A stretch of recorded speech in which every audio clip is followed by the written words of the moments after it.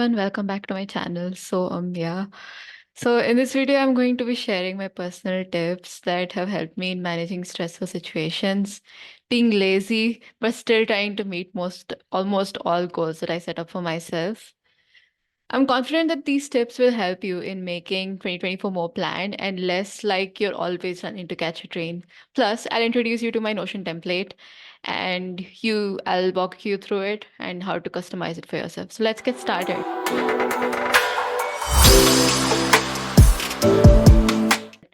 2023 has been eventful, to say the least. First of all, I want to talk a little bit about myself. I'm probably the most unorganized and lazy person you'll know. But along with this, I have a really high drive, ambition, and high expectations in all that I do. Is there a name for this condition? I also have this huge FOMO, and I have the habit of getting myself into every other thing that I see that sounds mildly interesting. I suffer really bad later when the initial excitement wears off, and I'm actually stuck with all that I've begun. Now, if you think this sounds like you, I'll tell you exactly what helped me cope better.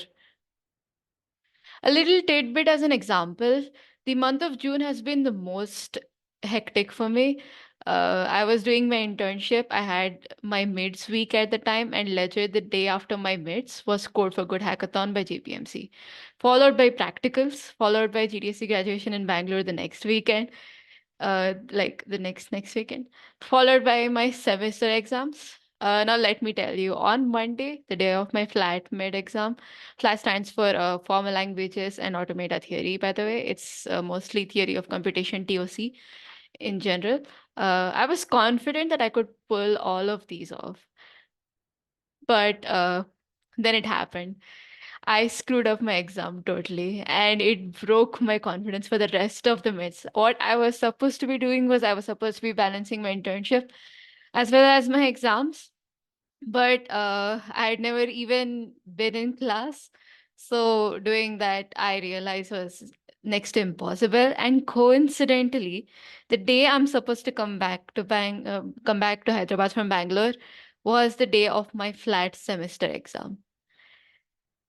So this was my situation, and what I chose at that time to do was the best plan of action was that I temporarily ditched my internship. It is not exactly unplanned because before that I joined the internship itself early so that I knew that my exams would come in the middle. So I had to leave it in the middle. I thought I'd be able to pull it off, but I was like, it's better to, keep my academics first, although that's a bit cliche. So I did that, and then I wrote the rest of my mids much better than my first mid flat.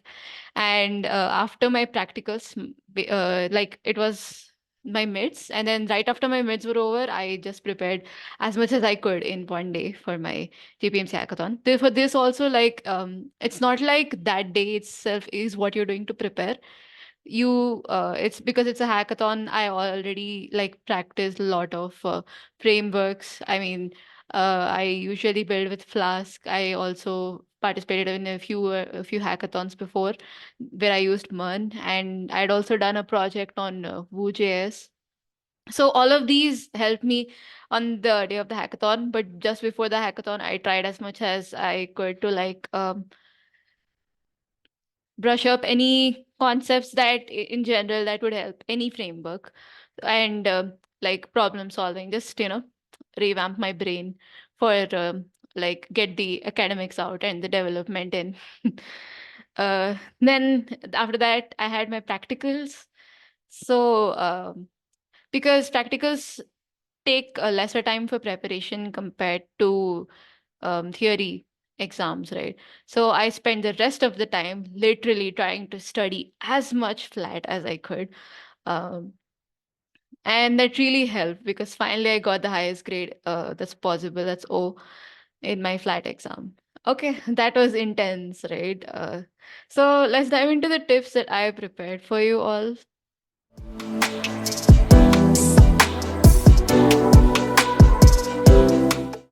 So the first one is reflect on the past year, or like just reflect on your past in general, like how you've done certain things and what are the areas that you could improve upon. Maybe you're working on some course and so far like you're lagging on your assignments, something like that, and how you can just look at it like what you're lagging about and what is it that's making you lag. If you can just do a little bit of introspection, that's exactly why I shared with you a tidbit. So also it's like, if suppose I have two midterms, I know how I did in that same subject, how I did in the first one. So based on that, I should make my preparations for the second one, right?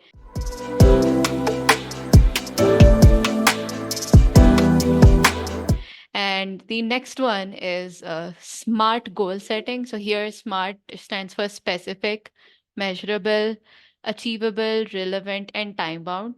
So basically, when I asked my brother for tips, he said that we should start small and then try to make it bigger. So he told to like, have like s- more, more importantly, a measurable goal. He said that you should have some kind of metric. The exact example that he used was that if you think that you want to run at from 6 to 6:15 every day, then you're more likely to run than thinking that I want to run every day. It's better to be more specific instead of being vague about your goals. And it's okay to start small, right? And also, if you have a big goal, that's not at all an issue. You can just break it down into steps, more manageable steps, so that your progress, even though it's small, all of them combined, all of the small, small steps combined, you're already, at a greater height than you would expect it.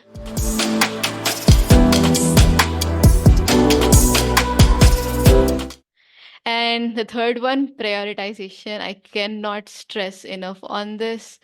So the thing that helped me somehow salvage my goals and still perform better at my internship was that at the time before like my mids, I prioritized my internship, like, at the instead of just joining on the normal date like the others, I joined earlier so that I could set up my base in the wherever I was interning. And then I came back and then I gave all of my attention to exams.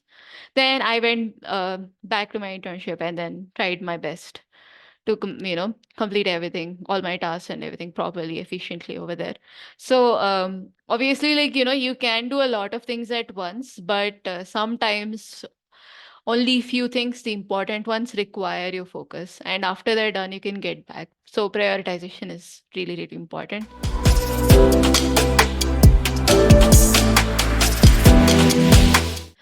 And the last one is last step, number 4, is accountability partners, right? So it's something that I really like doing too.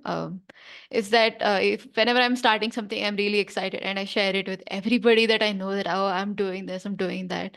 And what happens is, in turn, whenever I see all those people again, they always ask me how that's going. So it kind of makes me be accountable, be more accountable, because now I know that a lot of people are going to be watching me do this, or at least they're going to remember that, hey, Soumya is doing this, she's doing that. So the next time that I meet them, I want to be able to tell them, that I've made this progress. Or even if it's setbacks, that's fine. That, I faced these challenges, now I'm doing this. But at least, I'm actively working on whatever I want to. So that's exactly what I want to achieve. And accountability partners like your friends or family members help you do exactly that.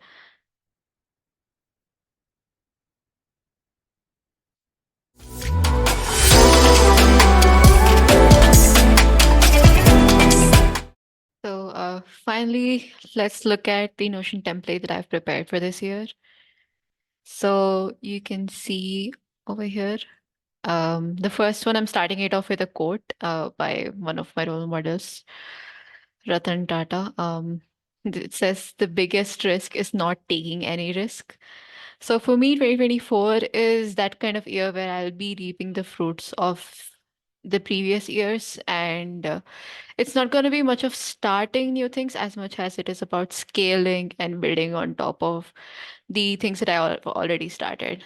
So it's about taking, calculated risks and all of that. So also, you can change this part, to any code that you think, um, how you would envision your 2024 to be. So it's this, the first part of the template is just like stuff that's supposed to like set the vision board, the mood, how you would like your next year to be. So I've used three words here to describe how it should be. So the first one is growth, next one is spunk, like being bold and all of that. Growth, is about scaling, spunk is about being bold. And then the next one is about luxury. So I also want to indulge a little bit in self-care and all of these things. So here I have a table which has the different goals, quarterly goals. So it has you can write like which goal you want, right? Um, I can't think of any right now, but you can write any goal you want. Okay, this should be good enough. So then you can select in which quarter you want to do. So this will just be overall. And here in the area, you can select like which area it belongs to. You can also add more of them. And then a difficulty rating, which you can, use to evaluate how difficult this goal will be. Mm. Then later you can look at a quarterly board view. This is like a board view of the goals that you entered. You can also enter new stuff from here, right? New goals, you can also enter it from this page as well. So you can go back and yeah, so this is just like a short description of how you want to be. Um, and then here I have a section for role models. So you can swap it, you can replace with your role models over here. And for each role model, what I did was I like mentioned the qualities that I like in them and why, like what are the qualities that make me admire them. And now here we have something cool. It's called the Control 8 Headquarters HQ. So it's like a personal headquarters that you can use to have a total control and view of your life. So here you have something called the daily task. You can have more of these, right? And you can just like take and take them. Then here we have something called the personal space. So here you can add more goals or you can journal over here. So each journal has, follows one template. If you click on open, you get it, right? You can talk about your feelings. You can write a story that, like you can write a story about how you were. You can log the mood that you were feeling on that day. Um, and also there is a book list, reading list. So also each of the books also have their own page. So here you can see that, you can log the genres, the author, and rate it by 5. Give a short review, make the status, and then write your own summary of the book that you want to remember for later. You can add more books. You have a status over here. So um you can add more genres. You just have to like type it and then hit enter and it works, right? So and then I made this finances sheet. Um you should be able to see it. Yeah.